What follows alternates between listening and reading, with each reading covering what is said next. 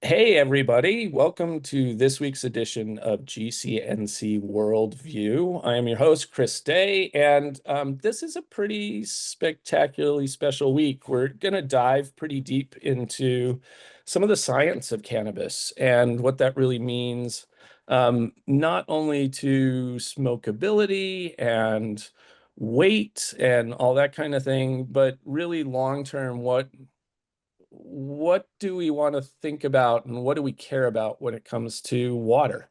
A couple of weeks ago, we spent a lot of time talking about um, solar activity and energy preservation as one of the key components and assets that we need to be aware of when it comes to cultivation. This week, we get to talk a little bit about water and the research behind it. When we dive into this, really, I am just a business guy. I know about brands and marketing, um, but there's people out there doing some great work in the areas of the science of smokability. And in true sort of scientific fashion, I was looking at the full title of the initial report, and it was Impact of Water Activity on the Chemical Composition and Smoking Quality of Cannabis Flower, the Science of Smokability, Phase 1 Results. But for the rest of us, we've shortened it down to SOS. Science of Smokability, which I love. So with us today are Dr. Miyabe Shields and Dr. Allison Justice. We're also joined by Drew Emmer from Boveda,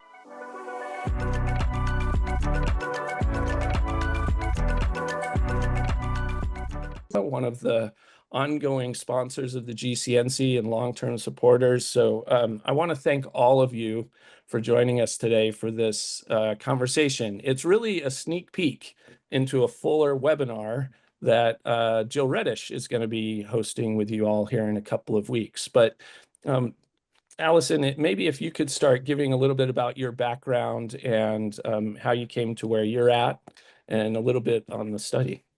Yeah, absolutely. Thanks for having us. First off, we love doing the science, but I think we could both agree one of the most important parts about science is getting that information to the industry and really making that information applicable.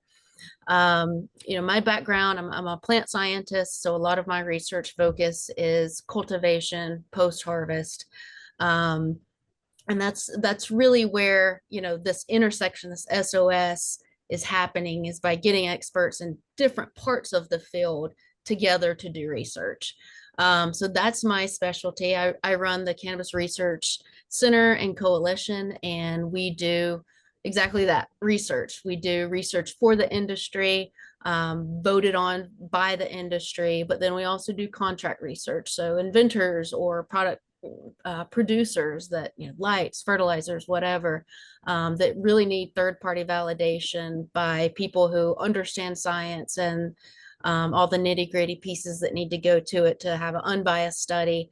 That's what we do, and we're here for. But with the SOS study, we wanted to expand, just the expertise within plant science and really start to understand the quality factors and the chemical factors that come from the impacts we do in cultivation and post harvest.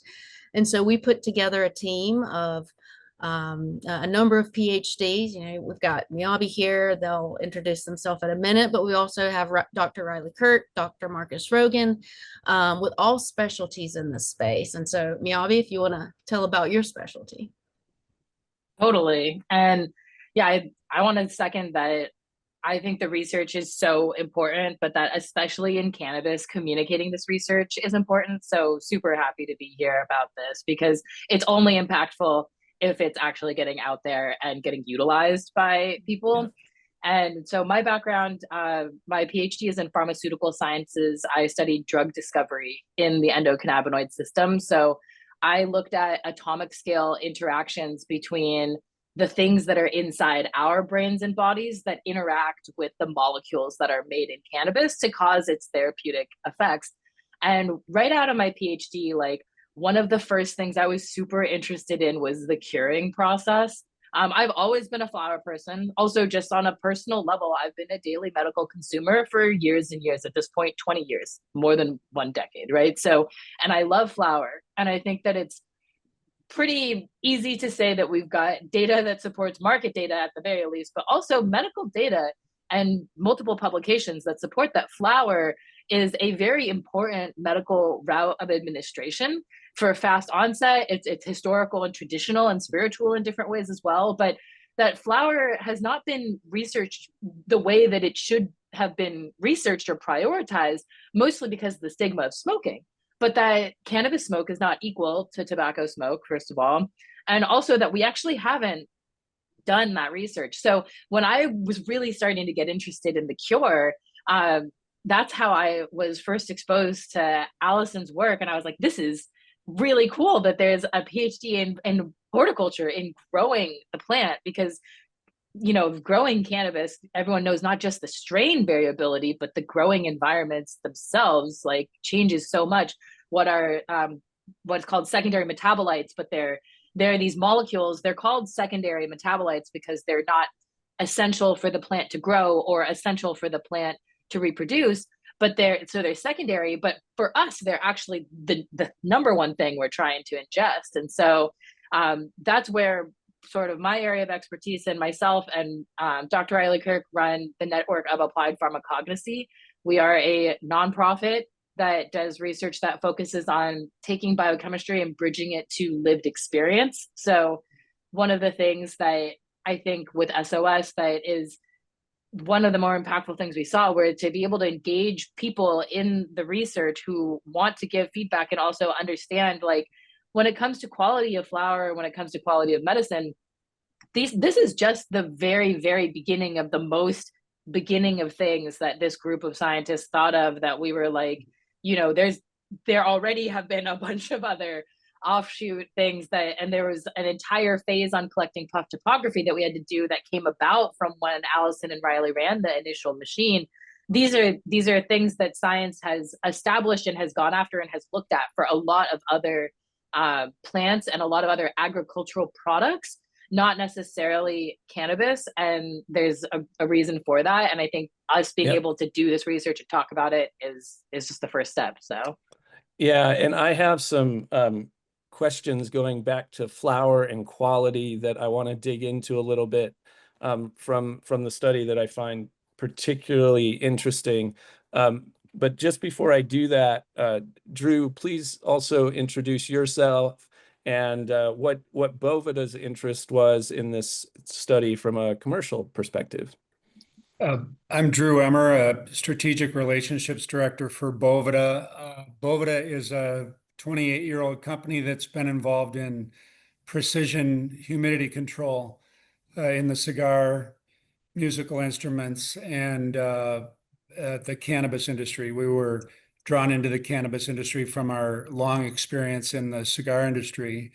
Our interest, I thought, humorously, I thought perhaps my presence was more to balance out the massive intellectual quotient presented by the doctors and by you, Chris, because you're a bright guy. But we're in the precision humidity business. We're in ensuring consumers, the end customer, has a positive experience and has a reason to go back and to revisit the dispensary, revisit the brand, buy the product again, which is one of the beguiling dilemmas that we have in the cannabis industry, an industry that's for a long period of time been without standards, without a depth of science. As a company, we're very interested and we've been very supportive of the doctors and their endeavors. And Chris, as you know, our curiosity about how we can support an industry finally growing up and developing the kind of guardrails that are going to protect consumers and give farmers the ability to deliver consistent quality product to the consumer. Because when they talk about water activity, they're ultimately talking about, for the farmer, weight. And the commercial viability of their enterprise is to be able to maintain the weight from the time they package it. Honestly, they can say they put 3.5 grams in a package, have it show up at the consumer with 3.5 grams, and have confidence that they're getting. The analogy that Claire often uses, and I have the privilege of sitting in for Claire Erickson today, our industry programs manager. If you go to buy Tylenol or Hello. aspirin in Los Angeles, you have the same consistent experience as if you go to buy Tylenol or aspirin in New York City. Uh, you have confidence that there's consistency in both geographical locations, really all over the world. When you buy an item like that, you're confident that you're getting the same thing. Mm. That's a mystery in the cannabis industry that hasn't been fine-tuned yet. So we're very excited about consistency, standardization, confidence, for people to have the confidence to pursue their medicine, for their confidence to be able to pursue their enjoyment of cannabis in whatever form they choose to enjoy it in. That's our whole game at Boveda. And we're Yeah. thrilled to have the opportunity to support these brilliant minds as they bring us the science to deliver the consistency. Well, and thanks to each of you for that. I think, from our perspective, as I really look at the global cannabis industry, which is what the GCNC is all about, Miyabe, you had mentioned the importance of flower within the medicinal sector, right? And when you get outside of the United States and you look at the medical first markets that exist in most of the other parts of the world, right? That kind of consistency within formal medical programs is critically important to maintain. And depending on where you are, some of that, depending on your manufacturing practices and packaging requirements and such, are better than others in different parts of the world. But it's still really important to understand that flower is medicine, and understanding what that dynamic inside the person within the endocannabinoid system is important. When I read the overview of the study and we were talking about water weight, it also answered a question that I have asked numerous panels on numerous continents in many countries, which is define quality for me. And 10 years ago, quality, every time I ask, it was just THC content. And I think, fortunately, people have stopped answering that way. But they still don't answer very consistently.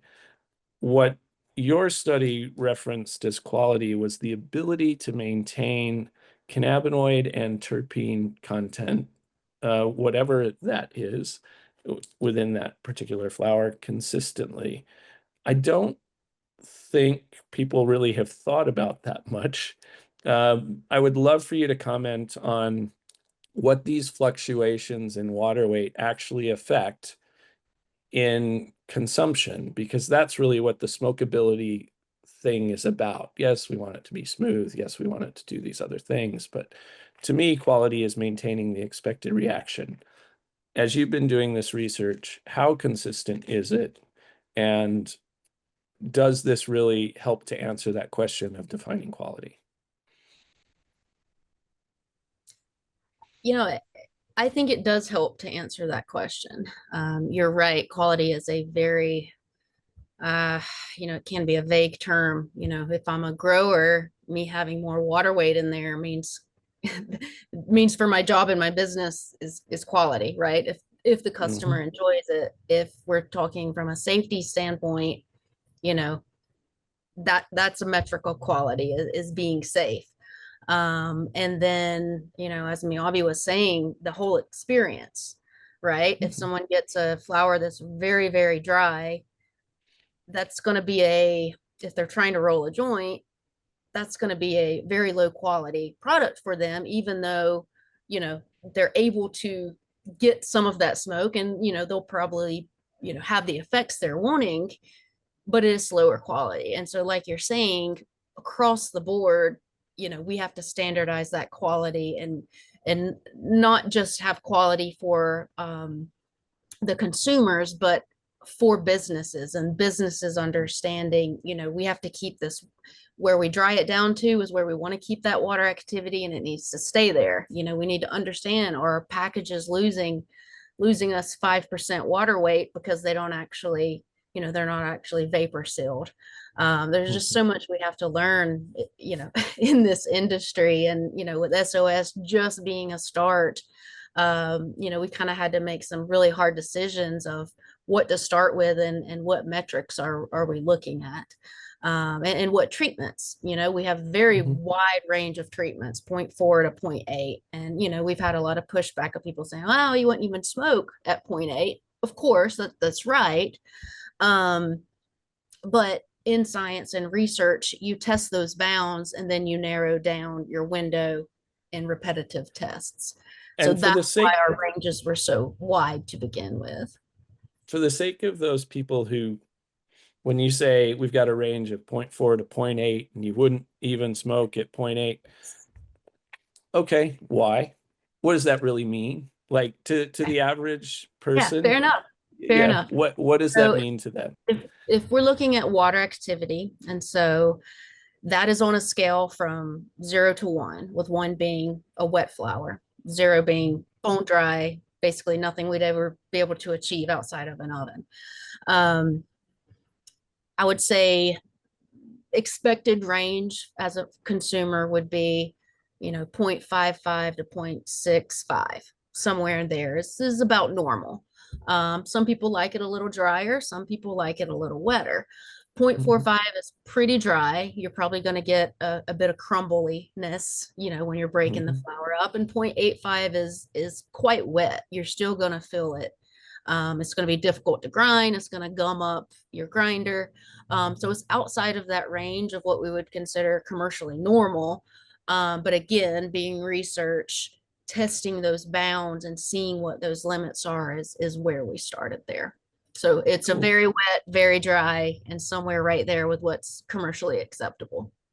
Yeah. And Miyabe, in the overview, it says you guys determined 0.65 of water weight is optimal. So as a consumer who smokes every day, what does that translate to in terms of what an optimal experience from the scientific perspective within the context of this study, giving the qualifiers? What does that mean? Totally. I mean, I was just going to say, like, what Allison said about there being tons of metrics for quality and this being the start, like, this absolutely contributes, but it is just the very beginning of understanding, because everyone is going to have a different metric of quality. And I found this to be really interesting. What 0.65 is about, what is like the legacy standard of dry and cure for, like, what people say when they go through the drying process of, generally speaking, being like, dry it until the twigs crack and then stick them into closed containers and burp them. And then like generally speaking, 60 degrees at 60%, you're going to end up at somewhere near 0.65. It's like, is that correct, Allison? Also, just like, it's similar. Okay, great. Just making sure. Allison's the expert on that for sure. But like, that's what was interesting to me, is that 0.65 does happen to align with what we had known to be like the standard mechanism and way for preparing quality flower. And from the user experience of what that would be, we call like cannabis, a lot of the words to describe cannabis, like dank, like that dank is wet when you're talking about that. Sticky icky, like that type of like those sort of like markety, terms, but it is what people use to describe good quality weed, and it's the experience. So we found that it was irritability, and it had to do with like smoothness and irritability in that too. But there's also like flavor profile and other things to consider. And water changes the temperature that things burn at. Water changes a lot of different things, but one of the biggest ones is that the presence of water will make something burn differently. And the act of smoking is a chemical process. So also most consumers that prefer things like, people who smoke out of bowls, people who smoke out of bongs, people who like to dry herb vape, people who like to smoke out of joints. Like I prefer joints, spliffs, and blunts. Like if you're smoking in a different mechanism, if you're smoking a different way, it's a chemical reaction. But in every single one of those chemical reactions, the amount of water that's present will change a lot about what ends up burning, the extent that it burns, and then the ability for there to be particulate matter size. And then a step further, what Allison was talking about with the grind, with being able to break things up. I mean, if you don't have a grinder and you've used scissors or you've just done it with your hands, if it's super dry and it's dry enough to fully crumble, then it'll be the same, right? You're going to get really fine particles. And then when that burns, the surface area is like immediate, similar to burning keef. If anyone's ever just smoked straight keef, it burns in an instant. It's very hot, and and if something's wetter and it's grinding up differently, you get these bigger particle sizes. That's a whole nother variable there that goes into the experience. And so when we say like that 0.65 was like what people were reporting as a good experience, we were saying it as like the amount of the aromatic profile that it maintained. There weren't very significant differences in the cannabinoid profile that was delivered, and then smoothness and irritability were noticeably different. And the last thing I want to touch on is just that where we are as scientists in understanding the experience of cannabis, how the set and setting kind of come into play, if you were to talk about it like a psychedelic, is that, we as humans are still beginning to understand how all of the other sensory cues go into memory processing. And just with smell alone, when you smell something, the molecules go into your nose and then it hits receptors that activate your brain. Now, your brain will make like a proto smell image, and it'll make a proto smell image that it then contextualizes with every other memory you've had of smells that are similar. Then there's a secondary smell image that is then also like analyzed again. And these are processes that happen normally before you smell anything or feel anything. We're contextualizing these experiences. And so that's part of what I think with flower quality, especially we're talking about cannabis, especially if we're talking about daily consumers of flower, we have wealth of memories of contextualized experiences of, these aromatic profiles mixed with these cannabinoids that are going in. And then all of these things have to go into what is the overall experience and then the overall effect of, what happens. So when people say quality, part of what they associate and part of what I associate, right? If I look at something, we all have our own different preferences. I love big bud structures, big calyxes, open, look more outdoor grow looking flower. And even just looking at a flower that looks like that to me will likely be something that goes into play, with quality. And so in this one instance, water activity, in this one instance of it, that the 0.65, not too dry, I think it comes into play where it's more than it's the aromas, it's the smoothness and the irritability, but it's the taste, it's everything that then adds up in a huge way that we're just scratching the surface and understanding how that could go into effects. And I can appreciate that all on the scientific level. I also think, this helps as you read more on identifying places where there's trigger points for more microbials to be growing, right? The weather. And so all of these play into that quality perspective. And especially, I mentioned this earlier, as it relates to medicinal forward markets where you really want to preserve as much as you can of the flower without irradiation and other treatments that kind of kill off a lot of this. Understanding the optimal grow pathways is important. And I think depending on where you are in the world, if you're growing in Colombia or Mexico or Germany in these different facilities, having these benchmarks that you can look to is helpful. The science is there. It's being done all over the world. We just, as you guys started out with, aren't sharing it very well. And so the hope is that everybody can start to compare notes and really make progress forward. Because frankly, I'm tired of hearing the guys in California arguing with the guys in the Netherlands who get upset with the folks in Morocco and the people in Australia who all say they have the best weed. Because to your point, some of it is personal preference and some of it is actually measurable, but finding the balance will be particularly hard. Drew, when it comes to sort of how you guys look at your packaging and products and helping to preserve water weight and preserve the terpenes and all of that, how do you integrate this kind of knowledge into perfecting, Boveda's product or experience and convey it to farmers around the world?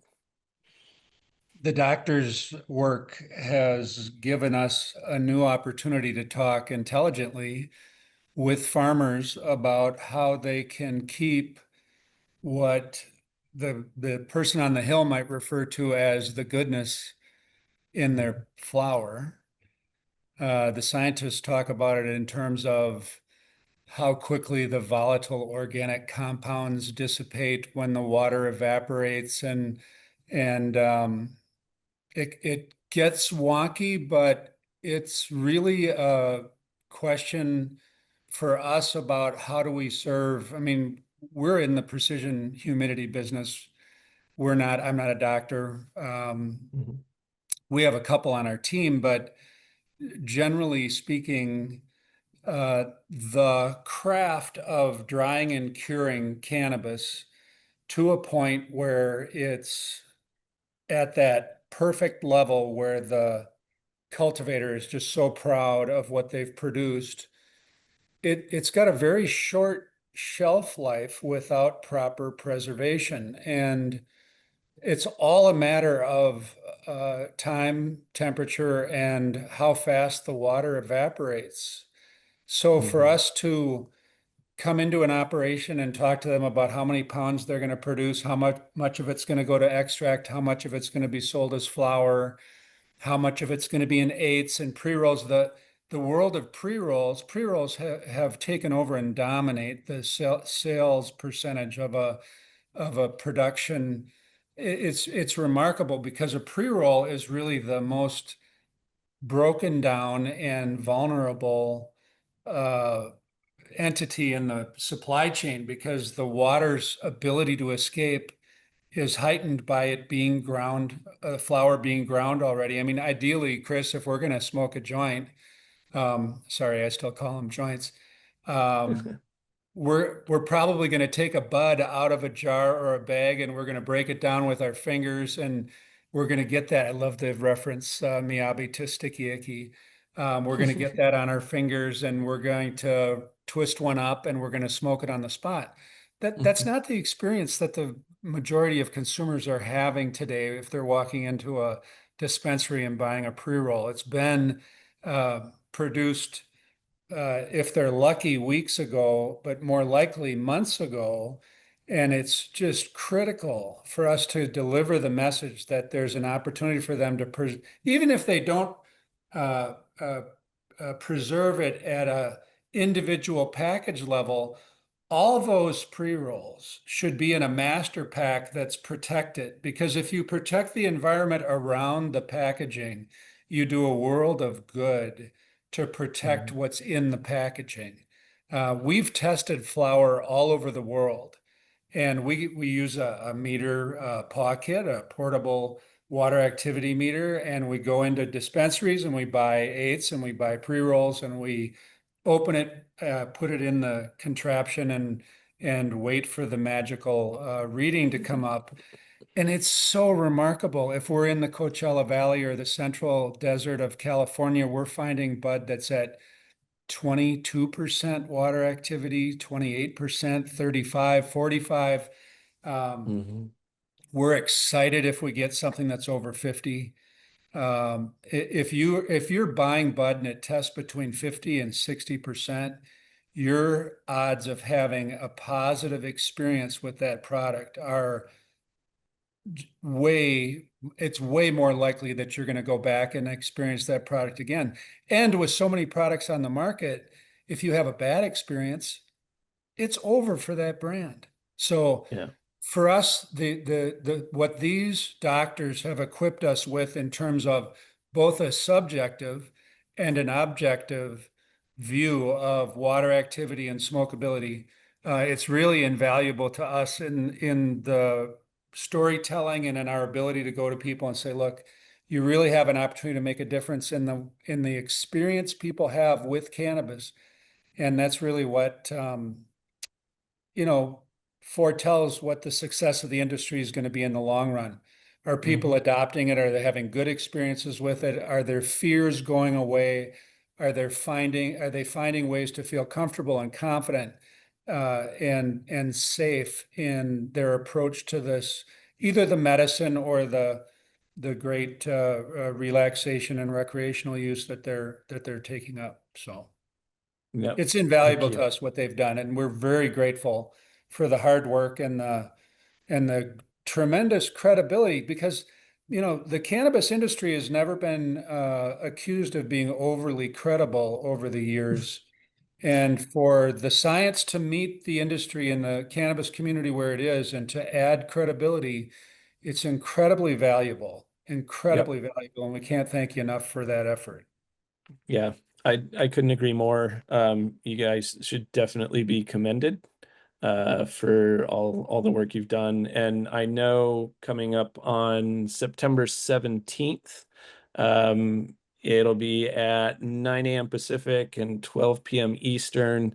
The GCNC will be producing a full webinar with Dr. Justice and Dr. Shields, along with the rest of the team, to dig into it more, which is great. I grew up in a family of scientists. My dad was a nuclear physicist, and I would sit there listening to him sort of go on, and I would often have to just stop and say, and I get it.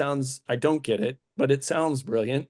Why do I care? Like, how is that translate into my world? What can I do with it to understand? So if somebody asks me what the heck you're working on, I can actually convey just a little bit of what that is.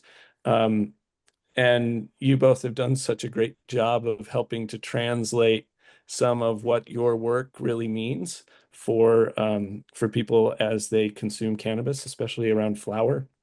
And I appreciate that, and as does the audience. And I'm excited that Jill and the rest of the team are going to get to dig into this more on the 17th. So for all of you out there listening, if you want to hear more on this topic and really dig even deeper into it, please do register for that.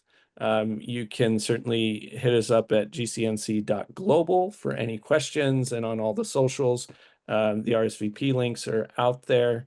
And do you have any closing comments before I wrap this up, either Allison or Miyabe on the topic? I think just that I'm excited to find reproducibility. One thing I was thinking when you were talking, Drew, about the packaging part, is that one of the things that we struggle with is reproducibility, and that I think that that's a big value that we're going to find as we continue SOS too, is to first define quality and then understand how we can get reproducibility, and that those two things will add to that trust that I think you were mentioning, Chris, about the lack of trust that there is in cannabis space and in the industry. A component of that has to do with that we struggle with reproducibility, and that this is just something that we are all working on because it betters the entire industry for us to have higher quality and reproducible products. Yeah. Yeah, and thank you so much for your time. Helping elevate our research is what gets it out there and what allows us to keep being able to do it, to do repeatability, and have the funding to do projects, because it's not free, and being in the cannabis space is unlike university where there's free flowing grants. So Yeah. we appreciate the sharing. We're all of us on the SOS team are very much advocates and in the plant and getting the research out, and just keep wanting to push the science forward. So we thank you for having us. Absolutely. No, we're happy to do it. And frankly, asking about quality is always sort of my gotcha question on panels around the world. So I'll get to talk about this a lot more as we travel, because it starts to give a partial answer. And as you guys continue to build it, I think giving people a way to measure that outside of just, well, I think mine is the coolest, will be great. So thank you again so much. And thank you everybody out there for listening to GCNC Worldview. We've been doing this now for almost 5 years. So if you still haven't subscribed, I don't know what you're waiting for. Please get on it. And until next time, everyone, have a great week.